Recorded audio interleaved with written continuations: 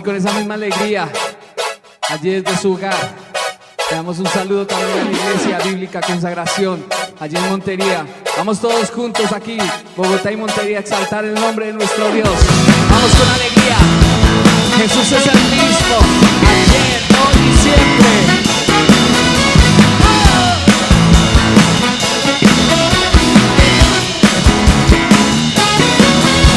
Jesús el mismo, ayer, hoy y por siempre. No hay otro nombre que restaure, salve y perdone. Oh, Jesús el mismo, ayer, hoy y por siempre. No hay otro nombre más grande que Jesús. Oh, oh.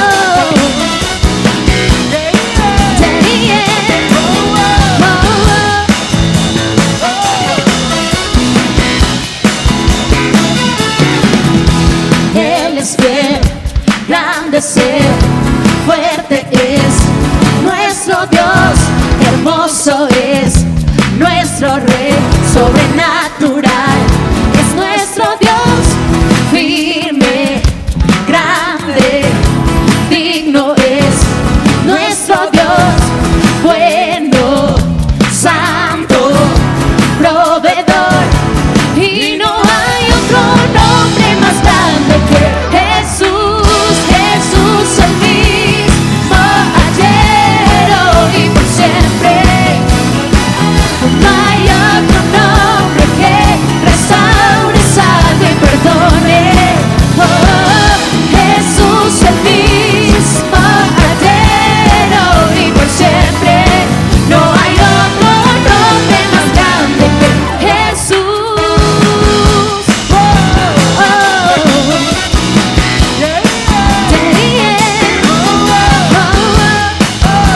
oh,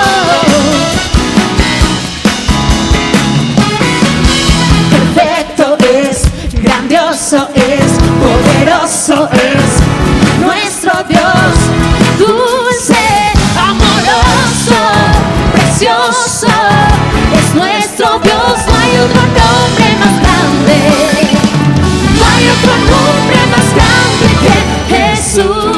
Jesús el mismo, ayer, hoy y por siempre.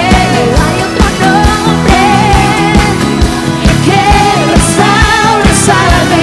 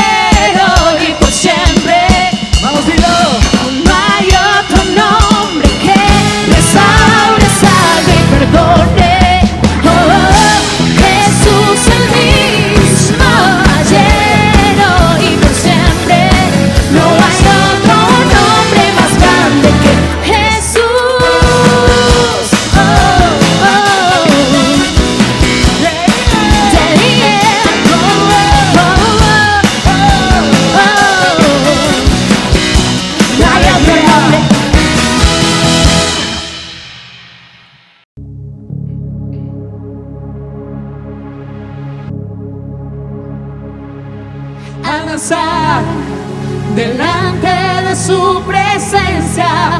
Su amor es quien nos sustenta. Él es Dios, Él es quien resucitó. A danzar. Y desde casa exalta el nombre del Señor.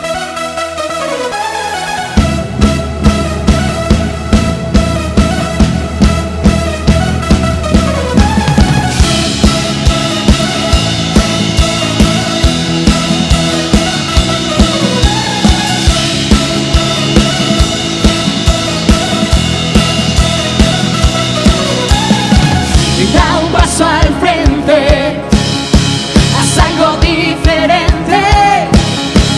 Demos toda gloria a Jesús.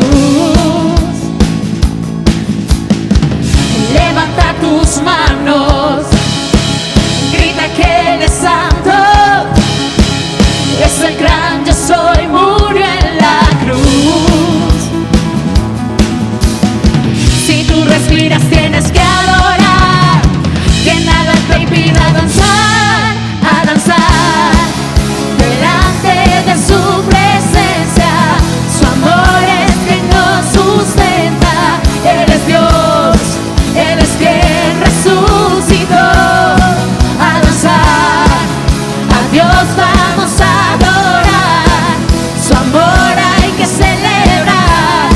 Él es Dios, Él es quien resucitó.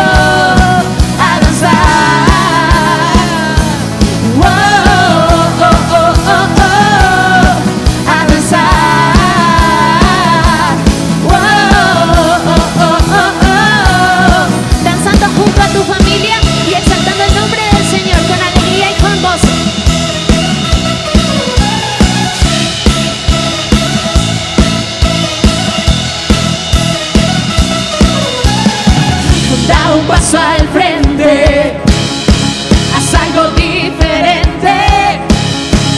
Demos toda gloria a Jesús.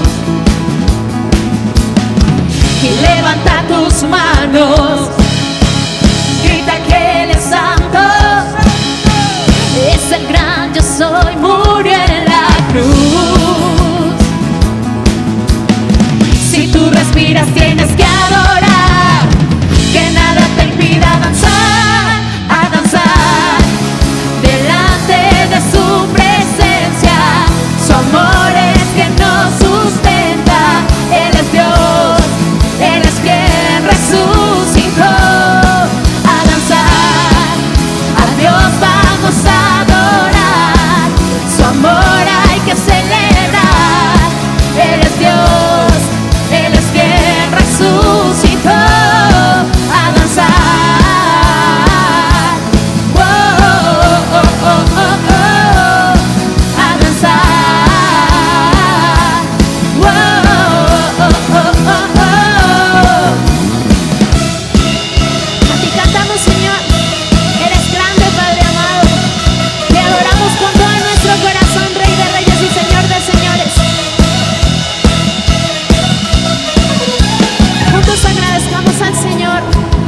Sus maravillas, todo lo bueno que ha hecho, todo lo bueno que Él hizo y todo lo bueno que Él hará.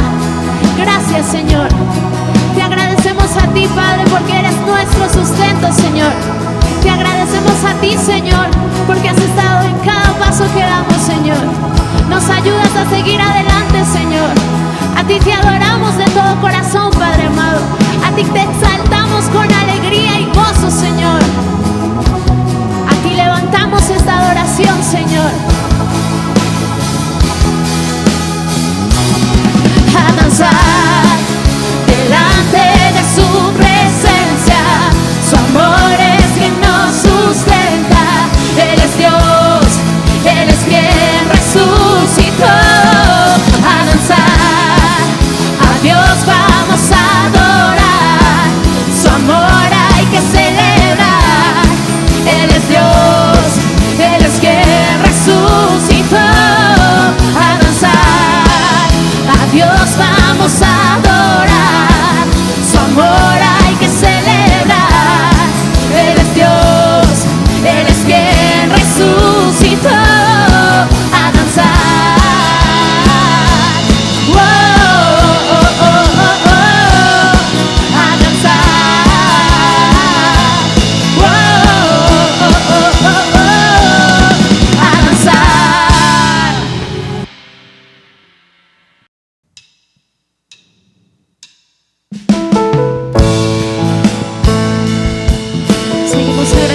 bendecirte a ti, Padre amado.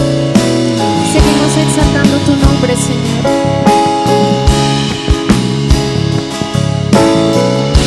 Allí donde estás, entrega tu corazón a Él y cántale con amor.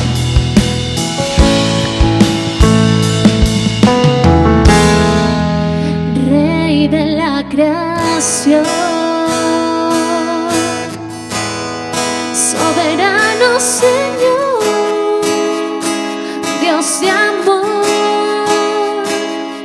tu gracia, tu poder obran en mí. Príncipe de paz, autoridad de la vida eres tú.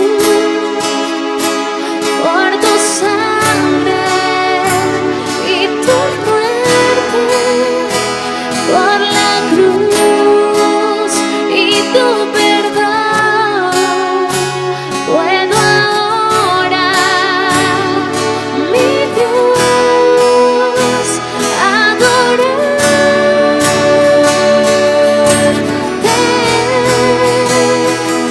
Me rindo ante ti, postrado a tus pies, te ofrendo mi vida y mi corazón, te doy mi amor, mis manos, mi voz, te ofrendo mi vida en adoración.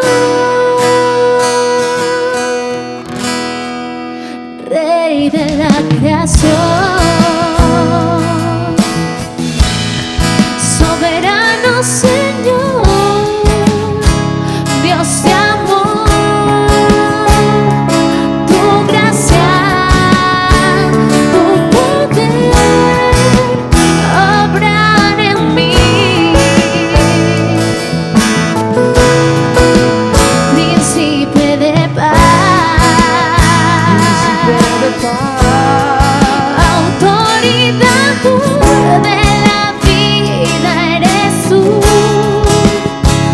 Por tu sangre y tu muerte, por la cruz y tu perdón, puedo ahora, mi Dios, adorarte.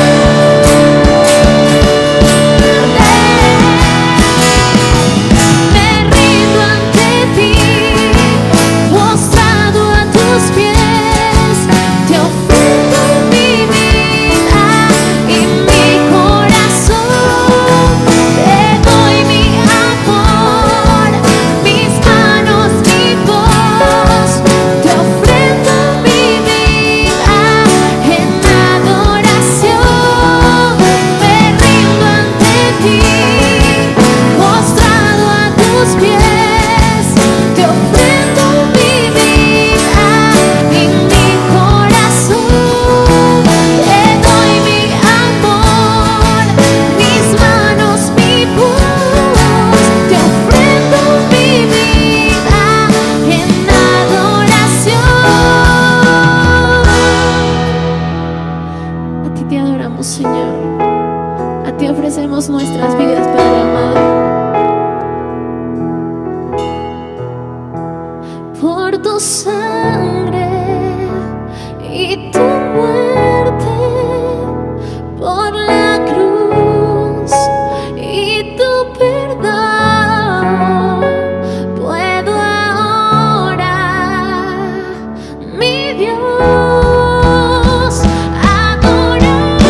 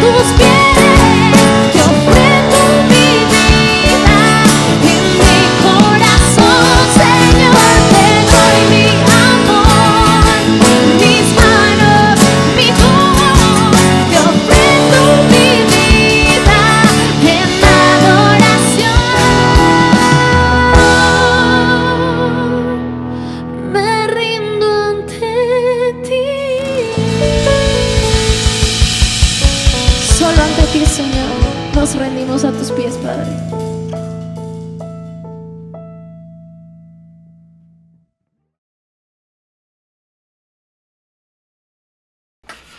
Buenos días a todos, Dios les bendiga. Es una bendición que nos acompañen en esta mañana. Hemos tenido un tiempo hermoso de alabanza, de adoración, y ahora es un momento de reflexionar en la palabra del Señor. Quiero darle el mismo consejo que le di hace 8 días, y es que este tiempo es como si usted y yo estuviésemos en la iglesia. Es decir, si se sienta a escuchar la palabra del Señor, que sea escuchar la palabra de Dios. Que no esté haciendo el desayuno, tendiendo la cama, listando las cosas, sino que usted se sienta en familia a escuchar la palabra del Señor. Así que voy a darle unos segunditos para que se aliste su Biblia, aliste donde anotar, y vamos a hacer una oración presentando esta mañana, este tiempo en las manos de Dios. Hemos alabado, hemos adorado, hemos dado gracias a Dios por su amor, por su fidelidad. Pero ahora vamos a escuchar su palabra. Así que ¿por qué no cierra sus ojos allí donde usted está? Y le decimos: Padre, en esta mañana te damos gracias, Señor, por tu amor, por tu cuidado, por tu fidelidad. Gracias por tu compañía, Señor. Gracias por esta semana, Dios. Padre, ahora que se ha abierto nuevamente la ciudad, Señor, y que los sectores se buscan reactivar, te pedimos que nos sigas guardando. Que si salimos, Señor amado, enséñanos a seguir las mismas precauciones, a guardar las distancias, Señor, a ser responsables en la manera como nos comportamos frente a esta difícil situación. Pero también no caemos en desespero, no caemos en desconsuelo, porque sabemos que tú estás con nosotros. Gracias en esta mañana, Señor. Ahora que nos acercamos a tu palabra, oramos para que nos hables por tu palabra, nos edifiques por tu palabra. Señor amado, nos exhortes por esa hermosa palabra, pero Dios, que nos marques el camino, que nos instruyas y que esa palabra, Señor, nos muestre cuál es tu voluntad. Quedamos en tus manos, en Cristo Jesús. Amén y amén. Amén. Y quiero que me acompañe, por favor, a la carta del apóstol Pablo a los Romanos. Romanos, capítulo número 12, versículo número 12. Romanos, capítulo número 12, versículo número 12. Para no perder la costumbre, desde su casa dígame amén, allí lo tengo en familia, ya todos con la palabra del Señor. Y vamos a leer la escritura en esta mañana. Dice la escritura en Romanos 12:12. Gozosos en la esperanza, sufridos en la tribulación, constantes en la oración. Gozosos en la esperanza, sufridos en la tribulación, constantes en la oración. ¿Sabe algo? Hace muchos años, en el seminario, antes de entrar o de pasar por la universidad, en el seminario estaba haciendo o estudiando teología. Y en la materia de homilética, uno de los profesores sacó un libro, de los libros de referencia para hablar de homilética, y estábamos hablando del sermón temático. Hay varias clases de sermones, ese día estábamos hablando del sermón temático, y el profesor saca y nos habla del sermón temático y hace un sermón acerca de la oración. Y lo dividió en 4 o 5 aspectos. Pero me llama la atención, simplemente puso un título y un versículo y primero, segundo, tercero, cuarto punto. Y él lo llamó causas de la oración sin respuesta, o razones por las que la oración no tiene respuesta. Esto me ha llevado a pensar en estos días y en estos días que estaba como mirando, reflexionando nuevamente en algunos de los apuntes, y me encuentro esto, y creo que es un tema muy propicio hoy en día, porque antes de hablar de causas de la oración sin respuesta, creo que debemos enfocarnos o contextualizarlo en este tiempo que nos han enseñado o nos están hablando acerca de que la oración nos va a llevar a conquistar. Y cuando hablo de que la oración nos va a llevar a conquistar, no estoy diciendo que no sirva orar. Lo que estoy diciendo es que hay mucha gente frustrada porque ora y no ve la respuesta que quiere. Y eso es porque nos han dado una mala práctica o enseñanza de qué es la oración, del por qué Dios no responde a las oraciones. Así que hoy, tomando como base lo que aquel profesor nos enseñó en esa ocasión, yo quisiera hablarle de por qué Dios no responde a las oraciones. Porque muchas veces oramos y pensamos que la oración no tiene respuesta.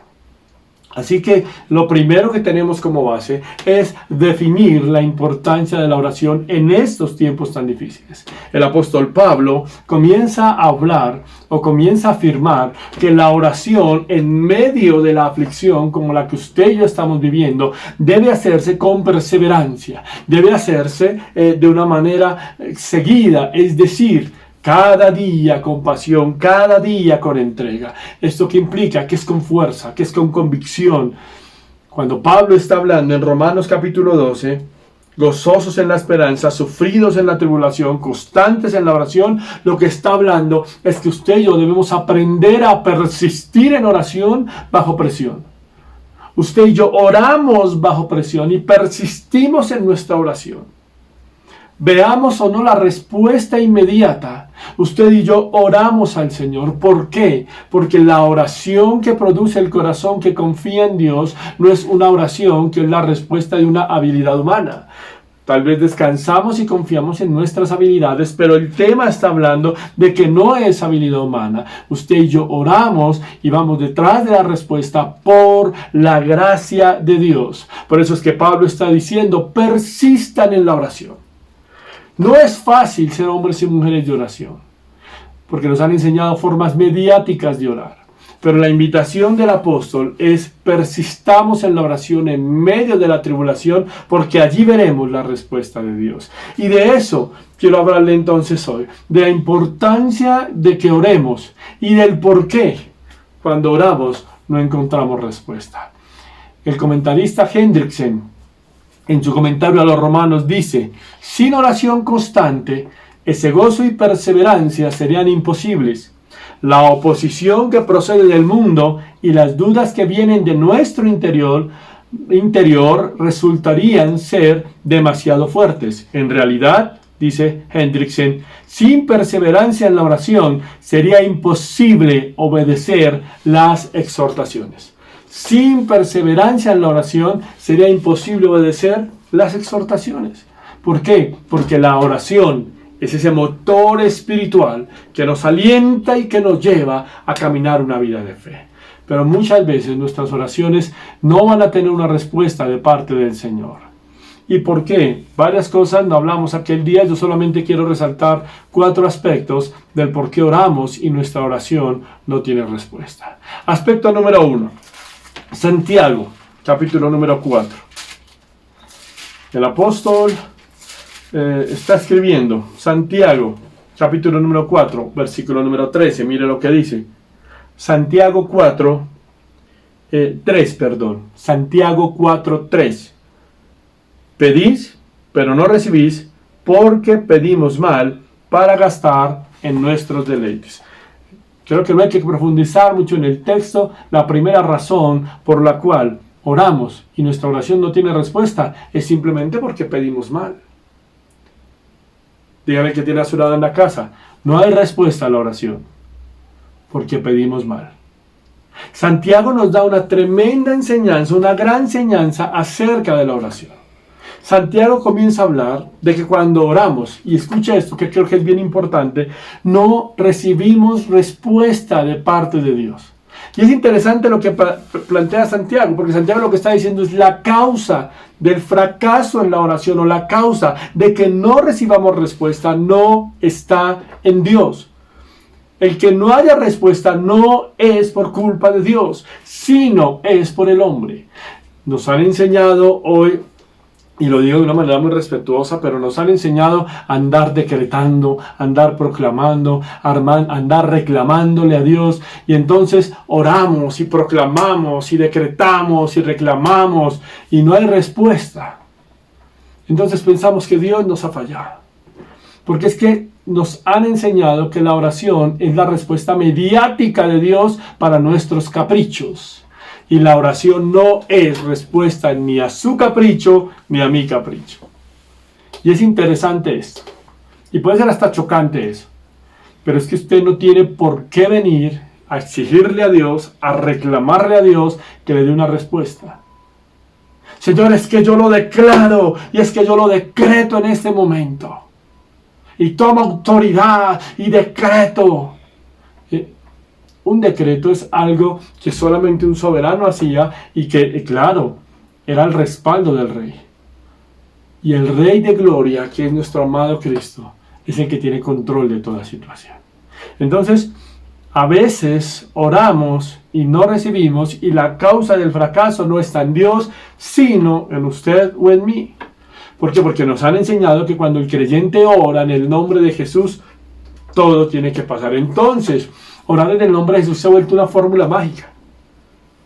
Porque por allá en el Evangelio de Juan dice que todo lo que pidiéremos en el nombre de Jesús creyéndolo lo recibiremos. Entonces hay gente que cree que ora cuanta, y perdón la expresión, cuanta ridiculez se le aparezca o se le crea en la mente, y como es en el nombre de Jesús, entonces es como si fuera una fórmula mágica. Y han hecho eso hasta místico. Cuando usted lee Juan capítulo 14, donde Jesús nos da esta promesa, es interesante que lo que el apóstol está diciendo, el contexto bajo el cual está hablando Juan, tiene dos cosas para resaltar, que son las mismas que más adelante Santiago va a resaltar. Y es que, número uno, habla de que todo lo que pidiéramos en el nombre de Jesús lo recibiremos. Lo primero que está hablando es de la fe en Jesús, por un lado. Acordémonos que la fe en Jesús no es esa fe que también nos han enseñado de una manera equívoca, esa fe que sueña y ganará el mundo. La fe está hablando de confianza. Fe es sinónimo de confianza en el contexto bíblico. Confianza en el carácter de Dios, como lo hemos dicho muchas veces. Y entonces, la fe en Jesús, la confianza en Jesús, trae un componente adicional, que es el que Juan, en el capítulo 14, versículos 13 y 14, que es donde habla esto, nos resalta. Y es que, por un lado, es la fe en Jesús, y por otro lado es que la oración debe ir dándole gloria al Padre. Y qué interesante esto, porque miren esta mañana, si tal vez su oración no ha sido o no ha dado respuesta, ¿será que lo que usted pide glorifica a Dios? ¿Será que lo que usted pide exalta al Señor? ¿Será que lo que usted y yo estamos pidiendo no son oraciones egoístas, por placer, por poder, por riquezas? Y entonces nos llenamos de orgullo y arrogancia y pensamos que es que Dios está para cumplir nuestros caprichos porque yo lo pedí en el nombre de Jesús. Y es como si fuera la firma de que alguien decía. Sí, y escuchaba a un predicador, y perdóneme que haga la expresión entre comillas, que es que la oración era como un cheque en blanco y que cada vez que usted decía en el nombre de Jesús, es como al portador para que Dios le diera lo que quiera. No, eso no es lo que dice el texto. Y Santiago lo reafirma. Piden y no reciben porque piden mal. Porque sus oraciones están basadas en la vanagloria, en el placer, en la riqueza, en el poder. Pero la causa debe ser si mi oración glorifica o no a Dios. ¿Será que una oración, y yo a veces hay gente frustrada porque le pide a Dios un carro, un viaje? Ay, pastor, no me lo merezco. No, tiene todo el derecho, desde que se lo pueda pagar y no se endeude y no ande preocupado, por eso tiene todo el derecho. Pero la cuestión es que no le atribuye a Dios que tiene que darle cosas que Él no ha prometido. Porque cada oración debe ir acompañado o pensando en que esto es para la gloria de Dios y no es para mostrar que soy un hijo de Dios, que soy un bendecido, que soy uno grande en las manos de Dios. No, eso no es orar. Eso no es glorificar a Dios con las oraciones. Me encanta mucho lo que habla un hombre de Dios, y perdónenme que no le dé el nombre, pero no lo recuerdo, pero algo que leía decía, cuando el creyente ora a Dios en el nombre de Jesús, mire esto tan interesante y tan bonito, no solo debe creer que Dios le escuchará y contestará la oración, también debe preguntarse si su petición dará gloria al nombre de Dios, si avanzará al reino de Dios y si estará en armonía con la voluntad de Dios. Interesante. Cuando usted ora, cuando usted pide a Dios, Señor, lo que estoy pidiendo está en armonía con tu voluntad. Lo que estoy pidiendo, Señor, hace que el reino avance. Lo que estoy pidiendo, Señor, hace y que tú seas glorificado. Martín Lutero, el gran hombre de Dios, dijo, la oración no es para cambiar los planes de Dios. Es para confiar. ¿Se acuerda lo que dijimos? Dos elementos de la oración, confianza en Jesús y la gloria de Dios. Lutero decía, la oración no es para cambiar los planes de Dios. La oración es para confiar y descansar en su soberanía y en su voluntad. Usted y yo no oramos para cambiar la voluntad de Dios. Usted y yo oramos para que Dios haga su voluntad. Y es así de sencillo. Yo he orado, han orado por mí. Y yo le decía, Señor, si eso no es tu voluntad. Y de pronto hay gente que me decía, ore, pida, no acepte la enfermedad, y en fin. Y son criterios muy respetables, pero mi oración es, Señor, yo he orado. Si tu voluntad es sanarme, sáname. Si tu voluntad es que vaya a una cirugía, guárdame en la cirugía. Pero yo no puedo venirle a Dios con exigencias, porque mi oración no va a cambiar los planes de Dios. Mi oración es para saber que Él está en control de todo. Así que dígale que tiene a su lado, por medio de la oración, crecemos en confianza del conocimiento de nuestro Dios eterno. Santiago presenta un cuadro hasta desgarrador, porque está escribiendo a creyentes. Un cuadro hasta lamentable de la situación espiritual de aquellas personas que hacían parte de la comunidad del primer siglo. Estos cristianos, en su oración, pensaban en sus propios intereses por encima de lo que Dios quería. Así que una razón por la que simplemente Dios no va a contestar su oración es porque pedimos mal, porque a diferencia de lo que muchas veces nos han enseñado, Dios no es un Dios que venga a cumplirnos los caprichos. Porque he visto casos, Señor, dame una camioneta, dame una casa, dame... Y se aparejan las cosas, después están peleando por las cuotas, después no tienen para el seguro, después no tienen para los pagos y culpan a Dios. No. Pida donde usted sea donde Dios sea glorificado. A veces Dios nos da cosas porque ahí está la voluntad permisiva de Dios. Entonces Dios nos da cosas en oraciones caprichosas y después andamos culpando a Dios. Creo que esta mañana es tiempo de asumir responsabilidades. Responsabilidades. Por eso es muy irresponsable, ¿sí?, decir que salimos y que en el nombre del Señor oramos y que entonces nada nos va a pasar porque somos cristianos y nada nos va a afectar. Y si usted ora, Señor, yo salgo irresponsablemente en el nombre de Jesús y nada me toca, se va a enfermar. Y no es que le esté diciendo que se va a enfermar, es que es parte de la estadística. Si usted no usa su tapabocas, si usted no se lava las manos, si usted no guarda la distancia, puede que se enferme. Y Dios no tiene nada que ver ahí. Es nuestra actitud frente a la situación. Entonces, que la oración sea ese medio donde glorificamos al Señor. Número 2. ¿Por qué oramos y las oraciones Dios no las responde? Sencillo, es un tema que a veces lo tratamos de envolver, tratamos de adornarlo, pero que no tiene ninguna lógica, pero que sí tiene una verdad eterna. Mira a la persona que tiene al lado en su casa, su esposo, su esposa, su hijo, su hija, su familiar, su vecino, y dígale, Dios no va a responder la oración cuando hay pecado en el corazón. Y eso está clarísimo. Dios no va a responder una oración de alguien que esté en pecado. Ahora vuelvo y le repito, no crea, no piense que el tener poder adquisitivo en propiedades es señal de bendición. Es un concepto de engaño que nos ha ofrecido a veces la teología de la prosperidad, ¿sí? O el mensaje de la prosperidad. Entre más tengo, más bendecido soy. No. La bendición de Dios es el resultado de la fidelidad de Dios en tiempos difíciles. No es la cantidad, es la presencia de Dios conmigo. Entonces, muchas veces yo oro y no tengo respuesta porque hay pecado en el corazón. Isaías capítulo número 1, versículo 15, mire lo que dice.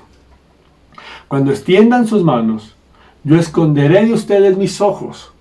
Asimismo, cuando multipliquen la oración, yo no oiré. Llenas están de sangre sus manos. Cuando oren, yo no voy a escuchar, dice el Señor. Cuando extiendan sus manos, ni siquiera las voy a mirar. Cuando oren, no los oiré, porque sus manos están llenas de sangre. John Owen, este gran hombre de Dios, dijo, mata el pecado o el pecado te matará a ti. Mata el pecado o el pecado te matará a ti. No podemos jugar con el pecado. Y perdóname que sea reiterativo, pero uno o es cristiano o no es cristiano, pero no podemos andar a medias tintas. La Biblia es clara cuando dice o somos fríos o somos calientes, pero no seamos tibios, porque los tibios los vomitaré de mi boca. Y debe contarle algo muy personal que nos salga de todos los que estamos viendo. Pero en estos días, por el tema de la infección y cosas que me están tratando para la cirugía, me dieron una medicina muy fuerte y eso me generó náuseas. Cuando llamo al médico, pues claro, es la respuesta del cuerpo. Y el cuerpo tiene que desechar lo que no sirve. O sea, el vómito es algo que no sirve. Yo creo que usted, cierto, haya abordado la primera vomitada porque se encariñó con ella. Eso es asqueroso, ¿no? A ese punto la Biblia dice, o es frío o es caliente, pero si es tibio lo vomitaré de mi boca. No podemos jugar a ser cristianos. Necesitamos una generación de hombres y mujeres que reflejen que Cristo es real y que el pecado está muerto para ellos. No podemos tener personas jugando a ser cristianas, dañando la fe de otros, jugando al pecado. Necesitamos hombres y mujeres que reflejen a Cristo. ¿Sabe? La Escritura está diciendo, en la cultura o en algunas culturas del antiguo Medio Oriente, ellos levantaban su rostro y no plegaban las manos, sino las levantaban como señal de adoración. Y dice Dios se volteaba y no va a escuchar eso. Porque es que no es por lo bonito que oremos. Porque es que no es por las manos como las ponemos, o no es por... Hay gente que adorna sus oraciones y que, mejor dicho, tienen una cantidad de palabras hermosas a la hora de orar, y usted escucha que son elocuentes, que son, mejor dicho, emocionales en su oración, y hay gente que llora, y no estoy diciendo que esté mal orar, no, llore si quiero llorar. Pero hay gente que, oh, amado Dios, Padre eterno, soberano. Y eso está bien, siempre y cuando lo haga con un corazón sincero. Pero usted no puede levantar manos y decir, oh, amado Señor, soberano Dios, grande, poderoso, aleluya, y salir de ahí a pecar con sus labios, a pecar con sus manos, a pecar con sus acciones. Eso no es ser cristianos. Llenas están de sangre sus manos, dice el Señor al pueblo, y no voy a escucharles, no voy a escucharles. ¿Cómo está su corazón delante del Señor hoy? ¿Cómo está su vida delante del Señor hoy? Me encanta algo que dice J.C. Riley. J.C. Riley dice, ser cristiano le costará al hombre sus pecados. Debe estar deseoso de abandonar cada hábito y práctica que es mala a los ojos de Dios. Debe encararlos, debe reñir contra ellos, debe romper con ellos, pelear con ellos, crucificarlos y trabajar para controlarlos sin importar lo que el mundo alrededor suyo pueda decir o pueda pensar. El pecado no hará que Dios atienda nuestras oraciones. Muchas veces, hermano, nos cuesta abandonar hábitos pecaminosos por el qué dirán, pero no. Entendamos algo, y es que el pecado nos promete satisfacción, pero al final nos deja vacíos. ¿Qué es pecado? Todo lo que va en contra de Dios. Y a veces usted simplemente va a decir, ay pastor, pero es que yo no mato, yo no fornico, yo no adultero, yo no tomo. Pero pecado es pecado. La mentira es pecado. La grosería es pecado. El chisme es pecado. Pablo da toda una lista en Gálatas de las obras de la carne. Chisme, murmuración, todo eso es pecado. Por eso usted tiene que saber cuáles son sus debilidades. El pecado promete placer, pero al final nos deja llenos de culpa. Cuando usted peca se va a sentir culpable. Es triste que muchas veces he visto cómo se viven las consecuencias del pecado, pero aún así vuelven a caer en el pecado. Es eso que los separa de Dios. Ese es el pecado. Es eso que le interrumpe la comunión con Dios. Eso es el pecado. Ahora no estoy diciendo que sea perfecto, porque todos cometemos faltas y errores. No somos perfectos, no somos perfectos. Pero necesitamos que Dios trate con nuestra vida, con nuestro carácter. Y necesitamos reconocer cuáles son nuestras áreas difíciles. ¿Sabe? De pronto usted dirá lo que le digo, yo no miento, yo no mato, yo no robo, pero tiene un problema de ira. Tal vez esta situación lo ha llevado a usted a tener un problema de ira. Entonces usted se estresa y se sale los chiros y grita y pelea y patalea y hace mala cara y habla feo y habla golpeado. Mire, Dios es tan maravilloso que déjeme contarle algo. Días atrás, meses atrás, yo andaba como estresado por cosas. Entonces yo llegué a mi casa, todo un día en la calle. Y llegué a la casa, no había almorzado, tenía hambre, estaba cansado, estaba estresado. Y yo me senté. Le dije a mi esposa, mi amor, mi esposa muy linda, me dice, mi amor, ¿vas a almorzar? Yo le dije, pues sí, voy a comer porque ya todo el día no he podido comer nada. Voy a comer. Ella me sirve. Entonces a usted le ha pasado que vine con un hambre ni la tremenda. Y yo me mando la cuchara, esa cosa estaba hirviendo. Yo me quemo y mi reacción natural, porque tal vez en ese momento no era mi espíritu el que estaba pensando, era mi carne. Y yo le digo, eso está caliente, amor. Mira eso. Yo vengo con hambre. ¿Y ahora qué me pongo a hacer mientras eso se enfría? Mire, no fue sino decir eso. Pasaron tal vez 15, 20, 30 segundos. Y mi esposa me dice, mi amor, ven. Ella muy noble, muy tierna. Y yo me arrumo a la cocina.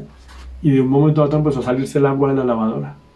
Se empantanó la cocina, se empantanó la sala. Me tocó a mí dejar mi almuerzo, ponerme a secar con ella, a limpiar con ella. Cuando terminamos de limpiar, de secar, porque se regó todo el agua y no me explico por qué, porque nunca ha pasado y nunca nos volvió a pasar. Cuando terminamos de secar, yo me senté a almorzar y como estaba mi almuerzo, frío, y siento la voz de Dios que me dice, ahí le puse a hacer algo mientras se enfriaba. Dios es experto en tratar con nosotros si nos dejamos tratar.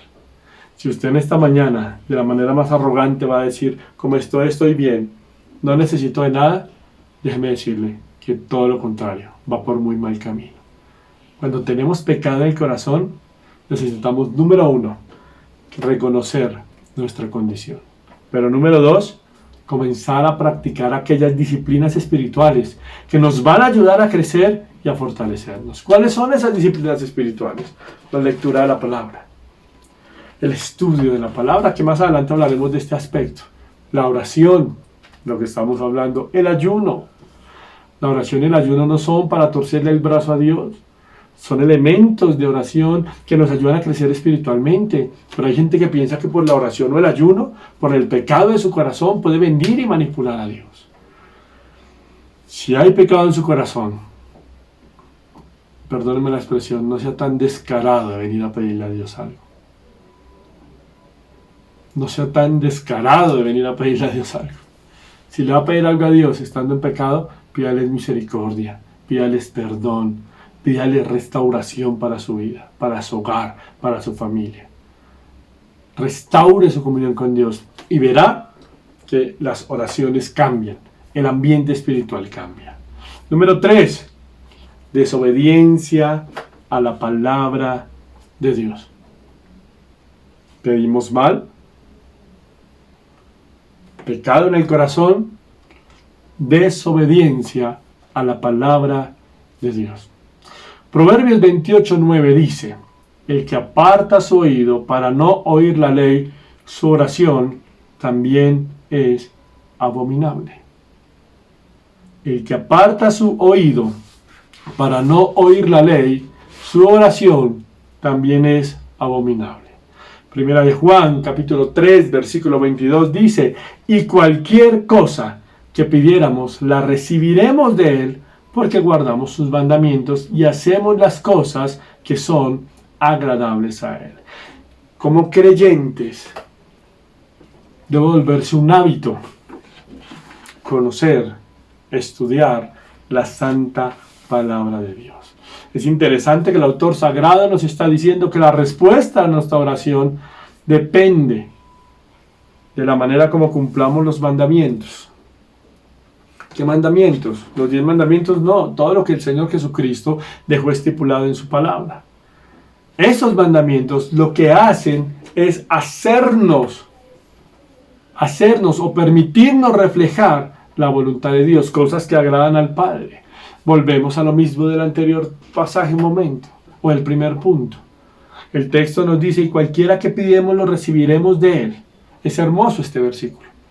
Pero Primera de Juan, que viene hablando de lo mismo que Juan habla, es que la palabra me enseña, y el contexto que está hablando Primera de Juan, usted en el capítulo 3, habla de que un creyente debe estar sin pecado. Eso es obedecer los mandamientos, vivir en integridad. Está hablando de la perfección en amor. Eso es obedecer la palabra, vivir como Cristo quiere que viva. Cuando usted lee toda la carta de Juan, usted se da cuenta que está hablando de un sentido actual de vida, pero también de una esperanza escatológica. Eso es obedecer la palabra. Entonces, obedecer la palabra, en lo que Juan está hablando, es vivir una condición de amor, de permanencia, según la voluntad de Dios. Por eso es tan importante que usted y yo como cristianos amemos la palabra. Que usted y yo como cristianos nos enamoremos de la palabra. Qué triste ver cristianos hoy en día que no conocen su Biblia. Uno les dice, vamos a Jonás, y arrancan, eso parece una veleta, su Biblia, eso no saben para dónde ir de un lado para otro. No saben, no conocen la Biblia. ¿Cuántos libros tiene el Nuevo Testamento? ¿Cuántos libros tiene el Antiguo Testamento? ¿Cómo está dividido el Antiguo Testamento? ¿Cuántas cartas escribió Pablo? ¿Cuántos evangelios son? ¿Cuáles son los profetas posteriores o anteriores, o mayores o menores? ¿Cuáles son los libros históricos? ¿Cuáles son? ¿Qué es el Pentateuco? ¿Quién lo formó? O sea, conozca su Biblia. Conozca su Biblia. Pero si usted no conoce su Biblia, ¿cómo va a conocer la voluntad de Dios? ¿Cómo lo va a hacer? Es importante que como creyentes conozcamos la palabra del Señor.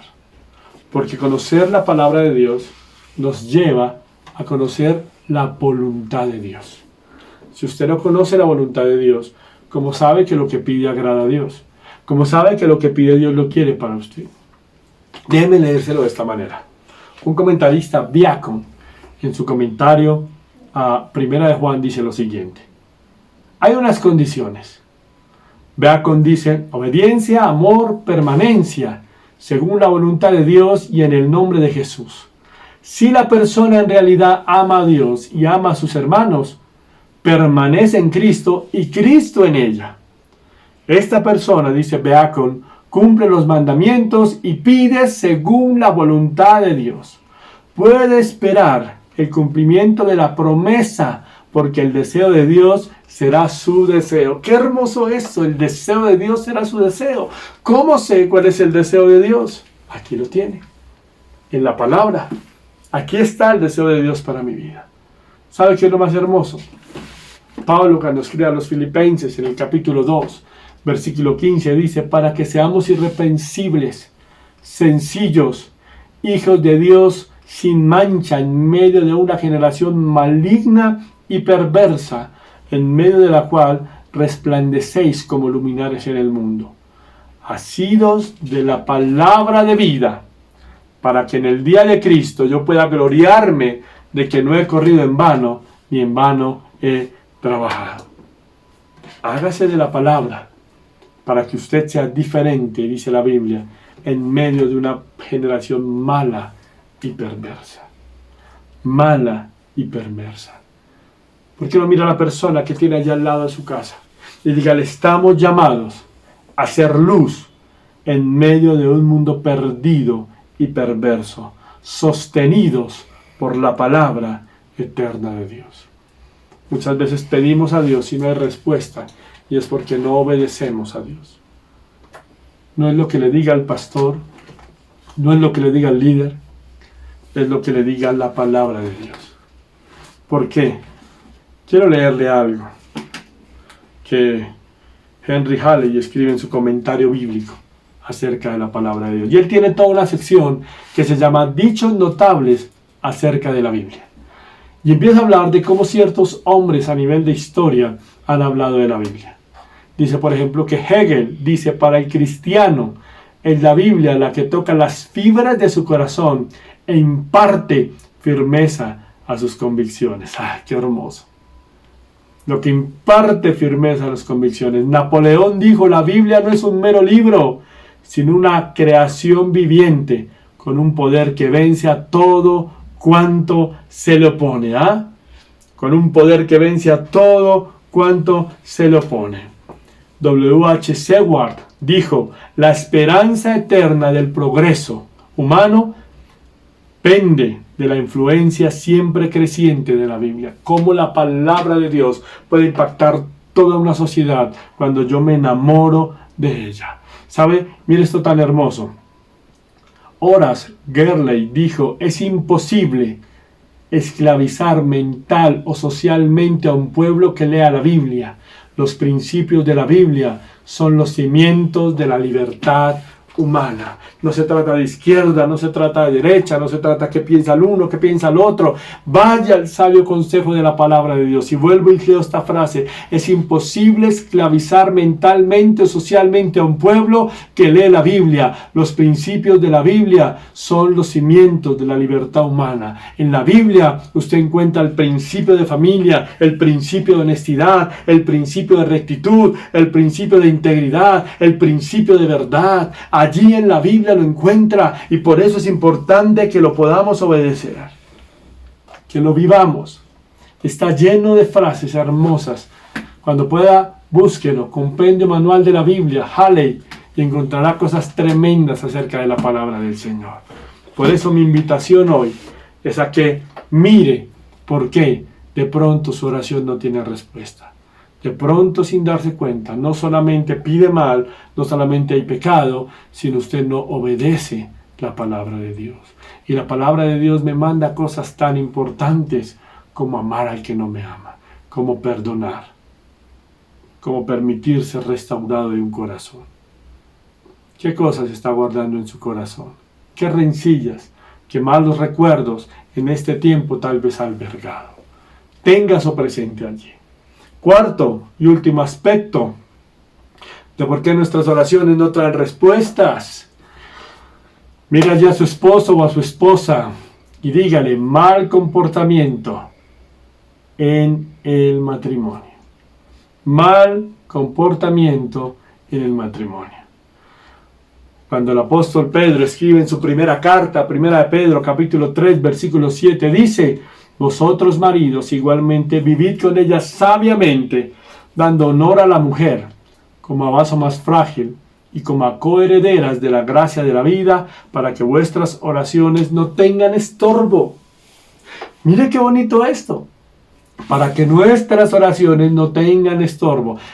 Desde el versículo 1 hasta el versículo 6, Pedro viene dando una serie de recomendaciones y viene dando una serie de consideraciones de cómo el hombre y la mujer deben vivir en su matrimonio, deben vivir en su hogar.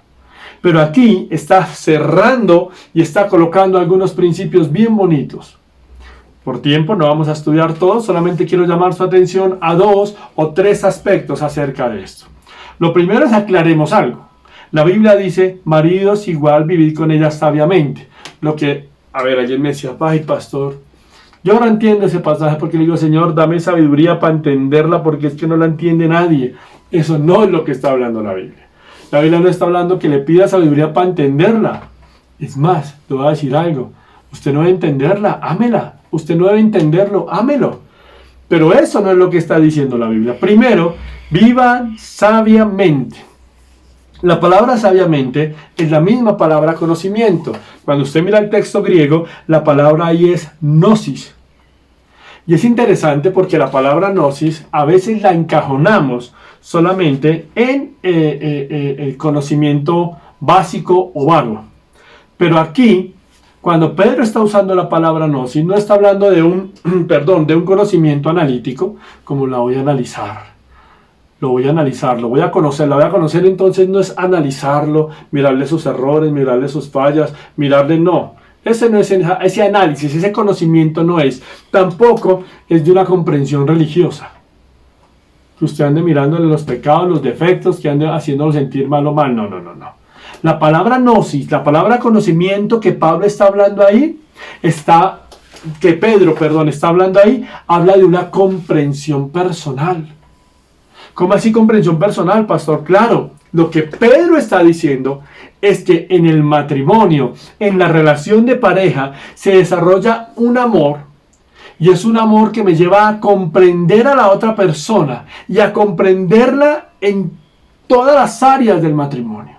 Interesante esto, porque es, Señor, tú me has dado el conocimiento, la sabiduría para que yo pueda comprender a mi esposo, comprender a mi esposa. Me intereso por él, me intereso por ella, me intereso por lo que le gusta a él, me intereso por lo que le gusta a ella. En cualquier área del matrimonio. ¿Usted sabe cuál es el color preferido de su esposo o de su esposa? ¿Usted sabe cuál es la comida preferida de su esposo o su esposa? ¿Usted sabe cómo le gusta dormir a él o a ella?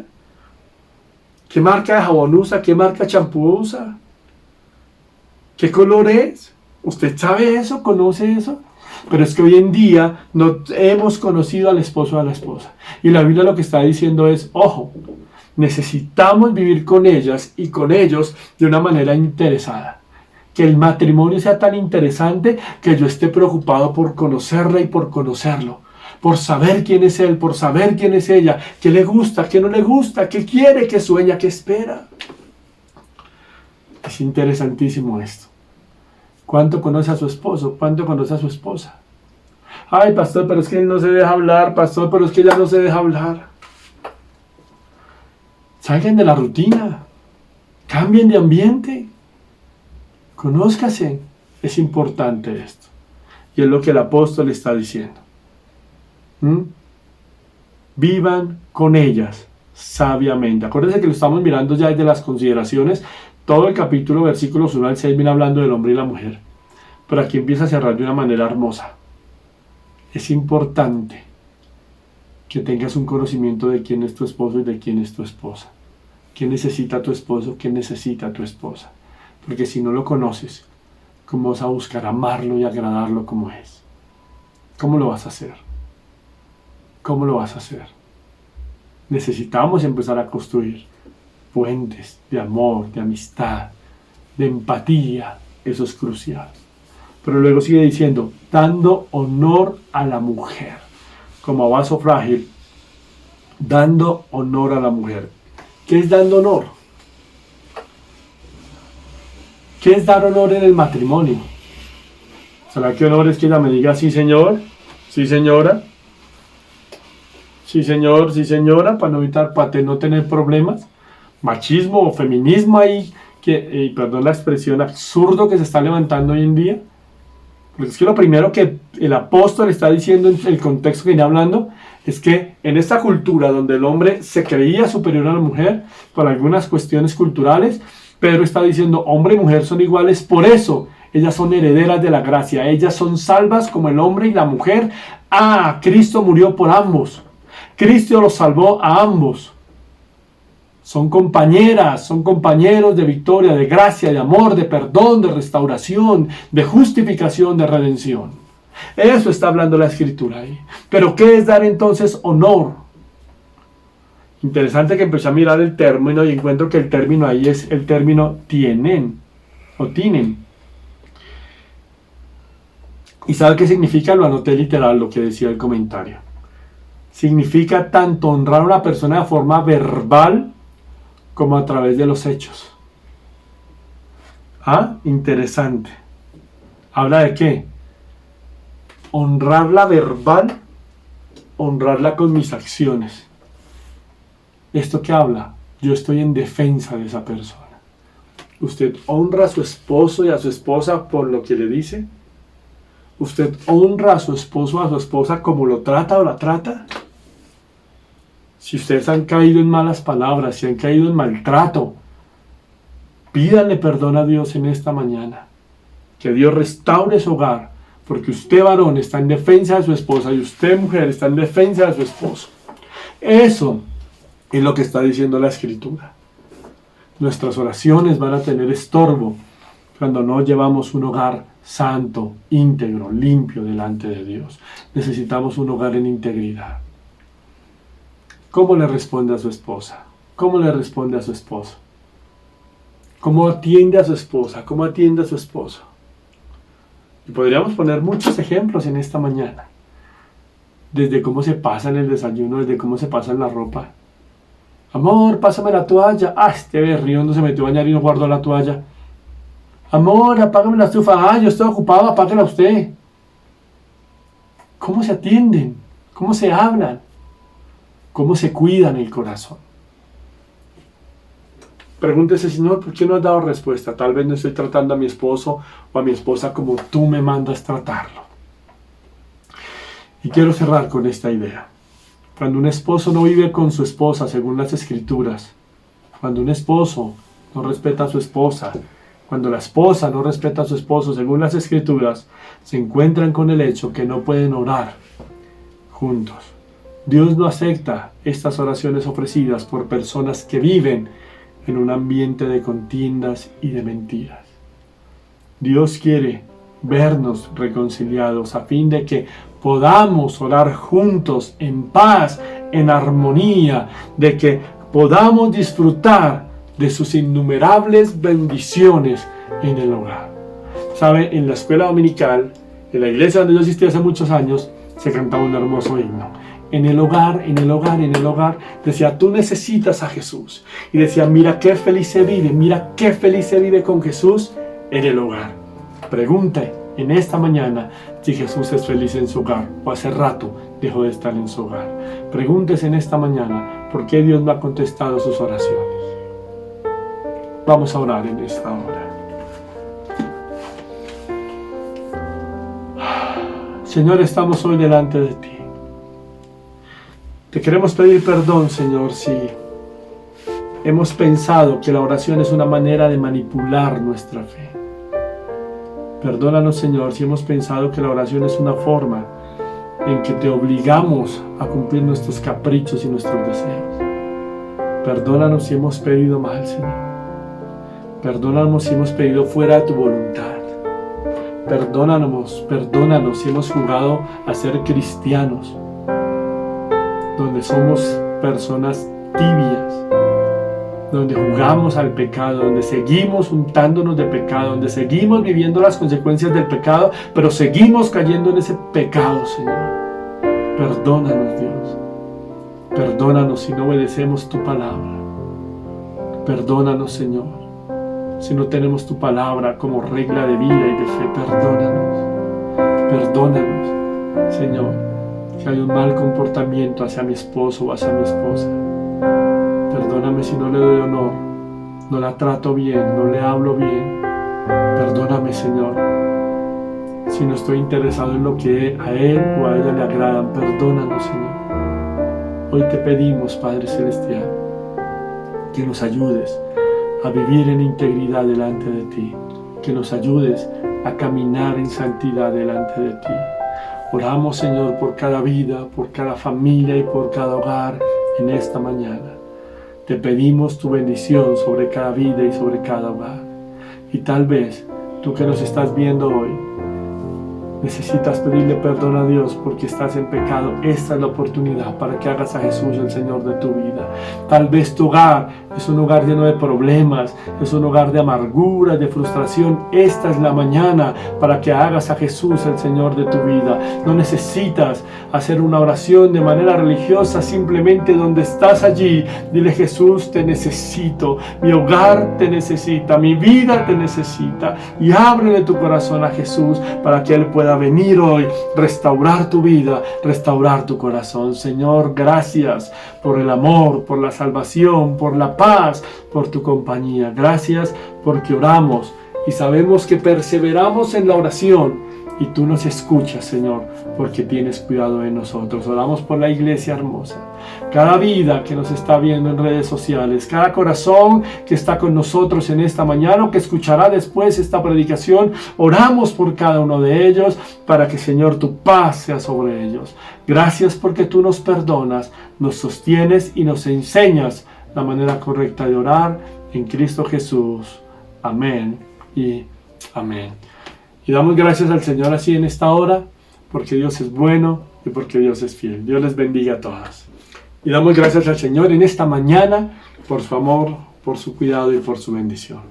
Gracias a cada persona que nos ve, que comparte la predicación, que la reproduce, que le da me gusta. Gracias, porque están compartiendo el mensaje de Dios a otros. En esta mañana queremos darles la bienvenida a nuestra reunión, a nuestro servicio, y como nos han preguntado, aún no hay apertura de iglesias, pero la iglesia sigue avanzando, el reino sigue avanzando. Por eso, ayúdenos a llevar bendición a otras vidas, ayúdenos a continuar llevando el mensaje, llevando provisión, mercados, ayudando a tanta familia en necesidad, cumpliendo con los compromisos que hay que cumplir con la iglesia, un arriendo, unos servicios, pero también poder ayudar a otros a que conozcan el mensaje del Evangelio. Por eso, en pantalla, usted se da cuenta, están apareciendo los canales a través de los cuales usted puede bendecir la obra. Gracias por esas vidas que generosamente dan. Gracias porque han entendido que no es negociar con Dios, que Dios ya le ha bendecido y le ama con amor eterno, pero también que en un sentido de responsabilidad, de amor, de pertenencia, están bendiciendo a la iglesia con sus aportes. Usted se dará cuenta que está el número del NIT, donde usted puede usar transferencia electrónica a Caja Social o a la vivienda, son cuentas de ahorros. Pero tenemos un tercer canal que es nuestra cuenta Nequi. Allí, si usted quiere, puede hacer también consignación a Nequi. Entonces, puede aportarnos en Caja Social, en la vivienda o en nuestra cuenta Nequi. Y así, de esta manera, seguimos llevando el Evangelio, seguimos cumpliendo con los compromisos, seguimos ayudando a muchos también en medio de esta difícil situación. También queremos invitarle a que nos busque Casa de Paz Iglesia Cristiana en el canal de YouTube. Usted allí le da, mire las redes sociales, en YouTube usted le da suscribirse a nuestro canal. Y cada vez que llegue una predicación le llegará. También síganos en el fanpage de Facebook, en nuestro canal en Instagram, y qué bonito que nos acompañe. Comparta las predicaciones. Hay gente que quiere saber de Jesucristo. Comparta las predicaciones. La gente necesita saber que Dios es real. Quiero invitarle a que nos acompañe. Cada 15 días estamos en vigilia y usted me escribe por el interno y yo le mando el link de la vigilia. Tenemos los jueves de estudio bíblico, los sábados estamos en un tiempo hermoso de parejas. Hemos aprendido muchísimo, reído, compartido experiencias. Involúcrese si quiere con nosotros, para eso estamos. Tenga presente algo, en pantalla está apareciendo un número de WhatsApp, 310-499-1336. A ese número usted puede escribirme: Pastor Jesús, Pastora Patricia, los estoy viendo, los estoy siguiendo, quiero una consejería, quiero que oren por mí, quiero comentarles mis problemas. Allí está nuestro número de WhatsApp, usted nos escribe y de todo corazón estaremos respondiendo, como ya algunos han escrito, para poder ayudarle a crecer en la fe. Recuerde, somos la Iglesia Cristiana Casa de Paz, ubicada en Bogotá, Colombia. ¿Qué buscamos nosotros? Crecer por la palabra, amar la palabra, cada día ser adoctrinados por la palabra. Esa es nuestra mejor norma de fe. Les amamos enormemente, Dios les bendiga. Recuerde, tenemos nuestro culto infantil también, y todo esto súper preparado para seguir creciendo en el Señor, porque Casa de Paz, más que una iglesia, es una familia. Dios les bendiga, les amamos.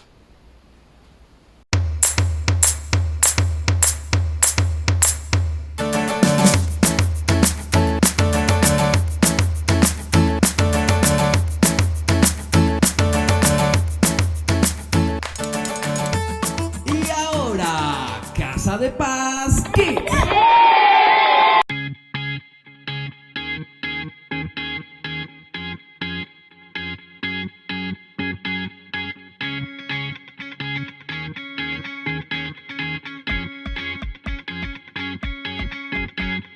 Dios de milagros y amor, sanacidad, salvación, incomparable. Eres tú.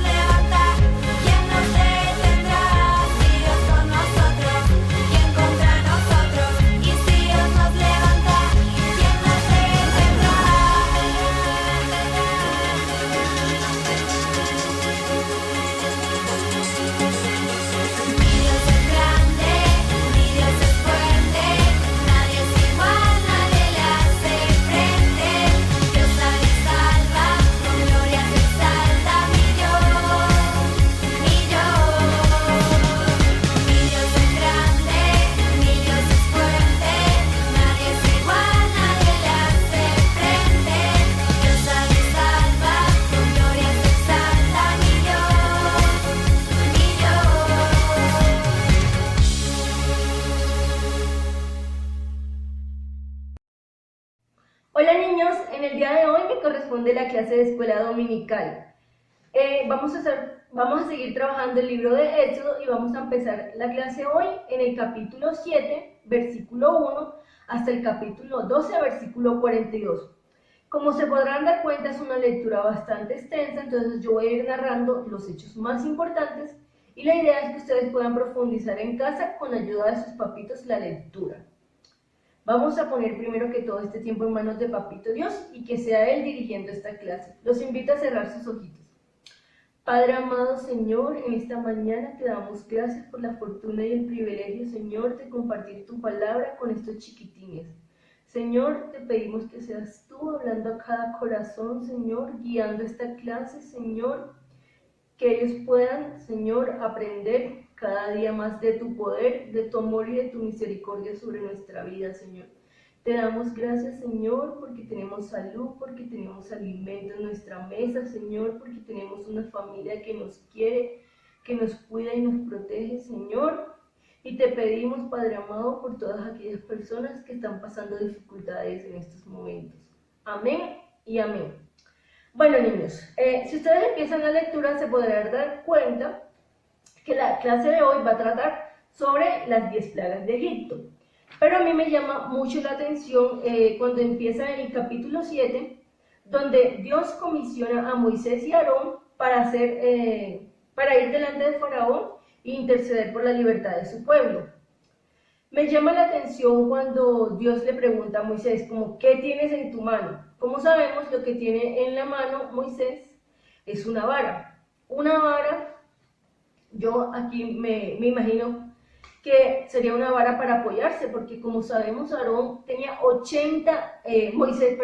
80 años y Aarón tenía 83 años al momento que Dios los comisiona para ser los libertadores de su pueblo y ir a interceder delante de Faraón. Entonces es muy curioso que a veces pensamos que no tenemos nada, o que no tenemos los talentos, que no tenemos la capacidad de algo, pero Dios siempre va a utilizar de aquello que tenemos en nuestra mano para obrar su poder en nuestra vida y en la vida de las otras personas. Bueno, como podremos ir viendo a lo largo de la lectura, el corazón de Faraón se va endureciendo cada vez más y quiere poner como más trabas o inconvenientes para que su pueblo no pueda ir a adorarle en medio del desierto. ¿Listo? Entonces, en primera parte, Moisés va a Faraón y le pide que deje ir a su pueblo. Faraón dice que no los va a dejar ir, y es por esto que Moisés extiende su vara sobre el río Nilo y convierte todas las aguas en sangre. Aquí podemos ver la primera plaga, la plaga de la sangre, que la encontramos en Éxodo 7 del 14 al 25. Entonces, Moisés extiende la vara al río Nilo, se convierten las aguas en sangre y a consecuencia de esto todos los peces que están en el río mueren.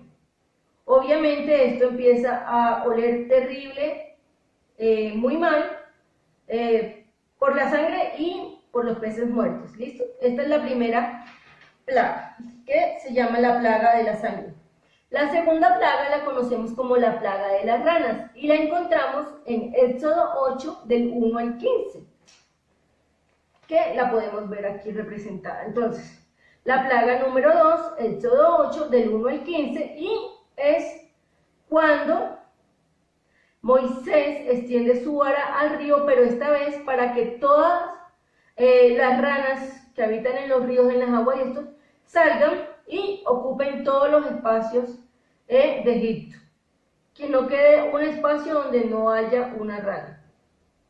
Obviamente creo que se imaginan el miedo, o sea, si uno ve a una rana y le tiene muchísimo miedo, imagínense todo totalmente copado de ranas. Debe ser terriblemente, ¿no? Y la tercera plaga es la plaga de los piojos, que la encontramos en Éxodo 8, del 16 al 19. Listo, entonces, la tercera plaga es cuando Moisés extiende la vara y hace que todo el polvo de la tierra se convierta en piojos. Imagínense lo incómodo los que alguna vez han tenido algún piojo o han tenido algún familiar o algún compañerito con piojos.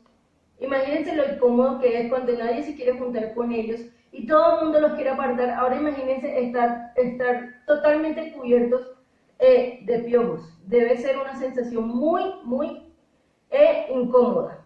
La cuarta plaga es la plaga de las moscas y la encontramos en Éxodo 8 del 20 al 32. ¿Listo? Entonces aquí vemos cómo todo Egipto, los animales, la comida, la ropa, bueno, todo Egipto, el lugar donde habitan, se llena de moscas. ¿Se imaginan ese ruidito incómodo que hacen las moscas? Entonces, si es incómodo una o dos moscas, ahora imagínense, todos llenos de moscas, la sensación, la incomodidad, que no te dejan ver bien, que no te dejan comer, y adicional, pues el ruidito que ocasionan las moscas. La quinta plaga es la plaga del ganado, y la encontramos en Éxodo 9, del 1 al 7. En esta podemos ver, se dice que es la plaga del ganado, pues porque fue a los que más tuvieron, ¿no? Pero obviamente también fue la plaga que le cayó a las ovejas, a las vacas, a los camellos, bueno, a todos los animales, ¿no? Entonces, imagínense todos los animales sufriendo a consecuencia de la dureza del corazón de Faraón, o sea, de no dejar ir al pueblo de Israel.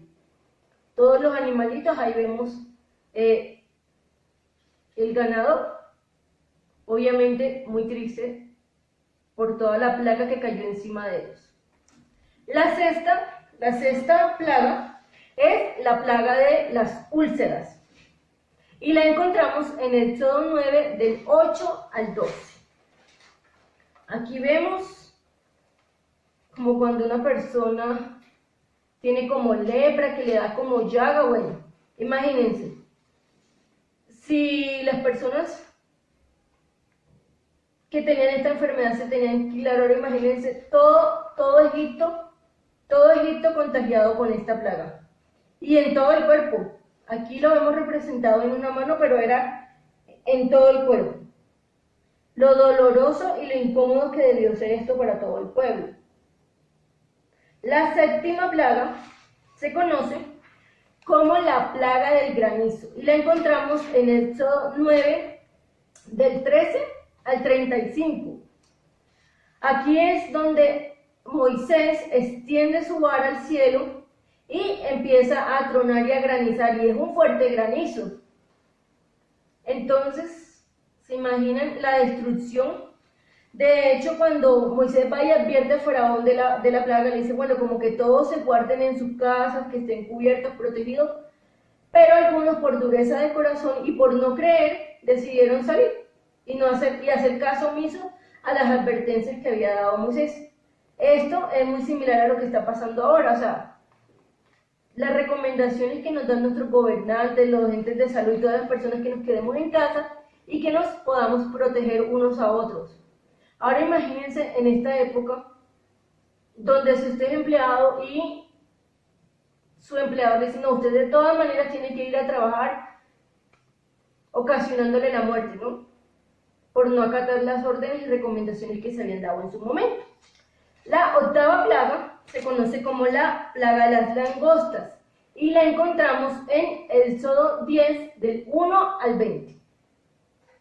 Igual que todas las plagas que he mencionado anteriormente, esta plaga llenó todos los espacios y ocupó todo lo que era de los egipcios. Entonces imagínense ver todo Egipto cubierto de langostas. La siguiente plaga es la plaga de la oscuridad y la encontramos en Éxodo 10 del 21 al 29.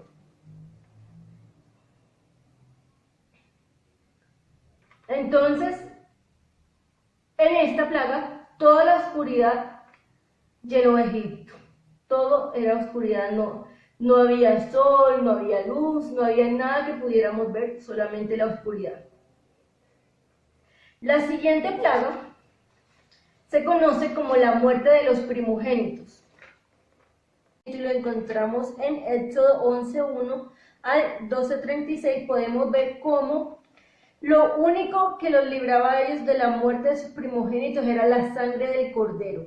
Y es curioso, porque a cada uno de nosotros la sangre del cordero por excelencia, que es Jesús, que dejó su sangre en la cruz por cada uno de nosotros y de nuestros pecados, es lo que nos libra del mismo pecado y de la condenación.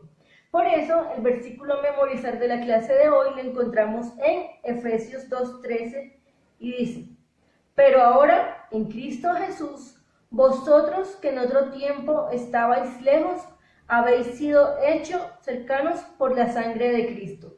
Entonces, niños, espero que se puedan memorizar este versículo, que puedan aprenderse cada una de las plagas. Niños, recuerdan que en la clase de hoy les comenté que cuando Dios nos quiere usar, Él comienza usando las cosas que nosotros tenemos en nuestra mano, que pueden ser esas habilidades o talentos que ya Dios nos ha dado. En el caso de Moisés fue una simple vara, una vara que él convirtió en culebra para mostrarle el poder de Dios a Faraón y para desarrollar cada una de las plagas que fueron llegando a Egipto. Bueno, por eso en la manualidad de hoy desarrollaremos una hermosa culebra y la estaremos haciendo con la cubeta de los huevos. Entonces necesitamos cubeta de los huevos, tijera, témperas, vinilos, acuarelas, lo que tengan, y pinceles de su preferencia. Entonces, el primer paso, que yo ya lo hice anteriormente, es de toda la cubeta de huevo coger una hilera y recortar la forma y recortar una hilera para que quede una culebrita. Aquí lo que estoy haciendo es terminando de recortar los pedacitos que me quedaron mal cortados. Este paso es ideal que ustedes lo puedan hacer con ayuda de sus papás, si de pronto están muy chiquiticos, para que no se vayan a maltratar ni nada. Bueno, una vez hemos recortado una hilera de la cubeta, nos queda algo más o menos así. Y con los vinilos y témperas que tenemos empezamos a colorearla de nuestra preferencia, como nosotros queramos. En este caso, yo voy a estar utilizando el amarillo y el azul. Ustedes la pueden colorear como ustedes prefieran, según sea su preferencia. Entonces, cogemos el pincel y empezamos a pintar como nosotros queramos. Vamos dejando secar de ese lado.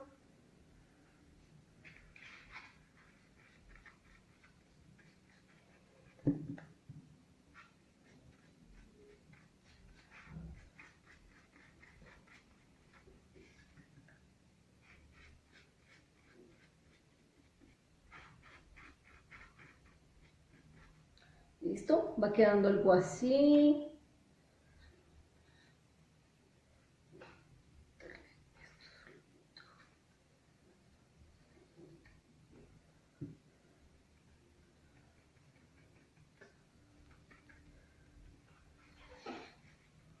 Algo así.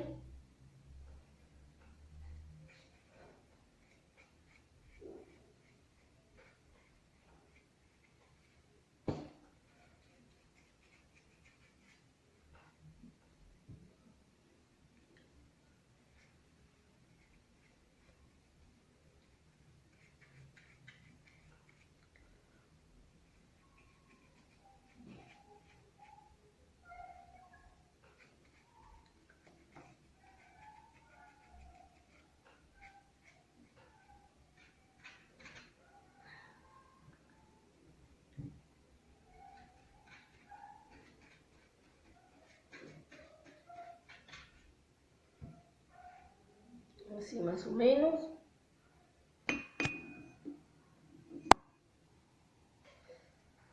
Bueno, entonces vamos dejando secar un poquito. Bueno, chicos, mientras esperamos que se vaya secando la serpiente, entonces en una hojita Con marcador rojo y negro le vamos a hacer la lengua a la serpiente y los ojitos. Los recortamos y se los pegamos con Colbón a la serpiente para que se vea mucho más bonita la serpiente. Entonces, cortamos.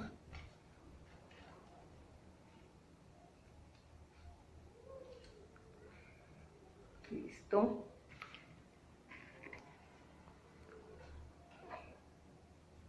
Le echamos Colbón.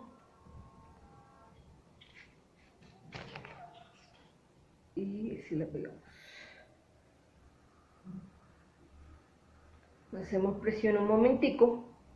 Y más o menos así quedaría la carita de la serpiente. Espero que puedan hacer esta manualidad en casa, que la compartan y que jueguen y disfruten hacerla.